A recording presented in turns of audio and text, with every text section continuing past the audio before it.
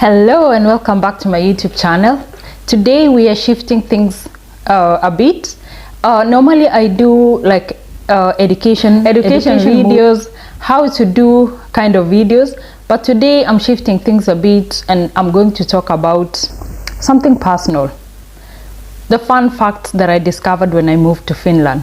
And one of the things that I noticed is that people here love their space. Yeah, like before the COVID, even before the COVID restrictions came, people were used to like enjoying their own personal space. So like if you're sitting in a public transport, bus or a train, people will tend to feel the seats which are far away from other people before, of course, as the people numbers increase, then they feel the other spaces. So this was kind of strange for me because back home in Kenya, people just sit basically where other people are already seated, not like looking for free space. And then even in the park, like most of the parks are free. You can visit the parks without any payments. And if they are like picnic places or seats or something like that, people tend to sit on their own seats, like on their own space. People love their space, and I think that was something that was kind of strange for me, because in my culture we are so used to like the togetherness. People spend or share a very small space.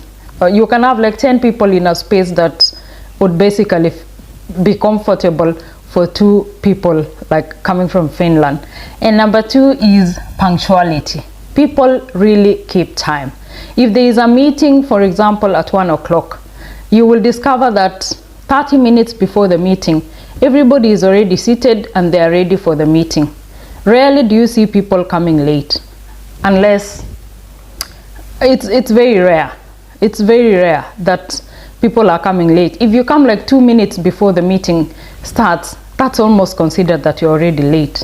But I can say that from my past experiences when I was in Kenya, people would even come like 15 minutes late after the meeting, and that is almost considered to be normal. If you're 15 minutes late, then it's almost like you're on time.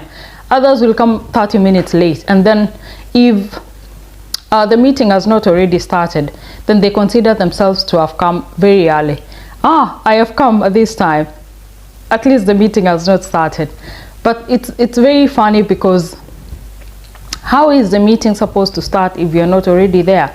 So like the culture in terms of timekeeping is very different. Like if I compare the 2 countries, people keep time.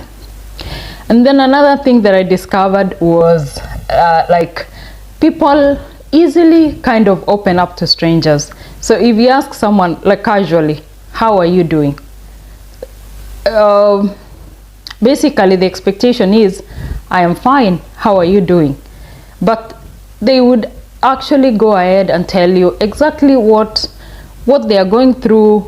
You know, if you have time, they will talk and tell you everything that is going on in their life, and basically like everything, like there is no filter. So people are very open to talk about what's going on in their lives. But I think back home, people consider themselves kind of private, like they keep the private life different from what is like at work. Like for example, in Kenya, let's say the teachers, or you know, people whom you only interact at work, for example, it's very rare that people tell you about their children, about their husbands, about the situation they have at home, etc. But here people really share a lot about their lives, and they are really like honest people. I think that's a very big point that I noticed about when I came here to Finland, that people, they would rather say no to something than give let's say an excuse for not doing something. But basically in some other cultures, people would rather give you something that looks like a valid reason, so that you're not upset they are not doing something that you request them to do. So here it's kind of people are more straightforward. They tell you as it is. No need to give excuses or to give lame reasons why they are not doing something. You just say, yeah, I don't enjoy doing that, so I don't do it. I'm not going to assist you with this because I don't have the resources, or something like that. So like they're kind of straightforwardness, I would say. And something else is that I noticed is like people here rarely talk about achievements. I don't know, I have noticed, it may not be true for other people, but people are more comfortable talking about their failures than talking about their achievements. In fact, if you talk about your achievements, it's almost considered like you're bragging. Yeah, so people talk about funny situations that they got themselves into, or bad things that happened to them, or you know, scenarios that are not very pleasant, but it's considered like easy to talk about than talking about, oh, I got the best award in my workplace, I did this, I achieved this. That's a different culture than the culture that I'm used to. And something else is, if you're not used to using the clock, yeah, I talked about punctuality. So people are very punctual, they keep time. And yeah, you cannot use the sun to predict what time of the day it is. So like in my culture back home, when the sun rises, it's time to wake up. When the sun sets, it's time to go to sleep. But in Finland, we have like months where the sun, in some parts of Finland, the sun is not rising. There is no sun at all, no sunrise, no sunset. So how do you know when to go to work and when to sleep and things like that? So people actually use the clocks. Yeah, you don't use the sun to predict what time of the day it is. So that's sounding very strange, but yeah, I think that's really one culture shock that I noticed when I came. And lastly is work-life balance.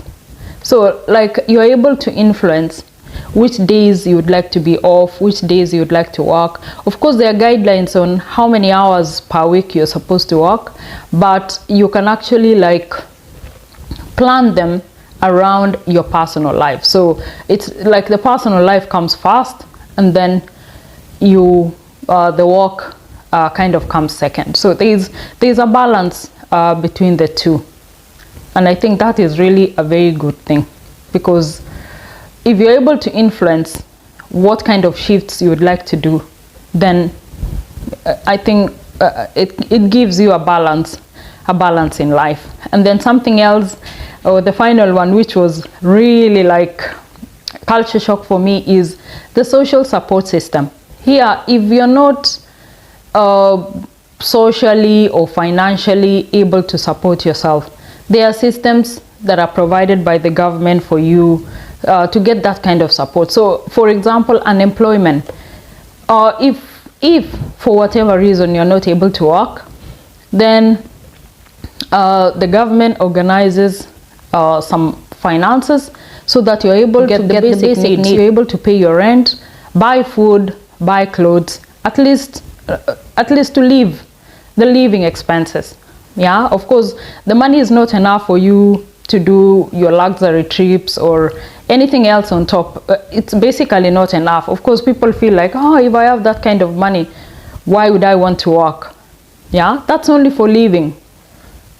For your accommodation, food, you know, but you cannot use that money is not enough for having anything luxury that you would like to have, unless you just like to live a very basic life, just to wake up and sleep and wake up and sleep and like that. And then there is a support that is given for the children. Every child, I think below 17 years, the parents are given a certain amount of money every month. that is to support the children. Of course, it's very small amount of money, but in some countries you don't even get that small amount of money. So I think it's a very big support to the society or to the social well-being of the people.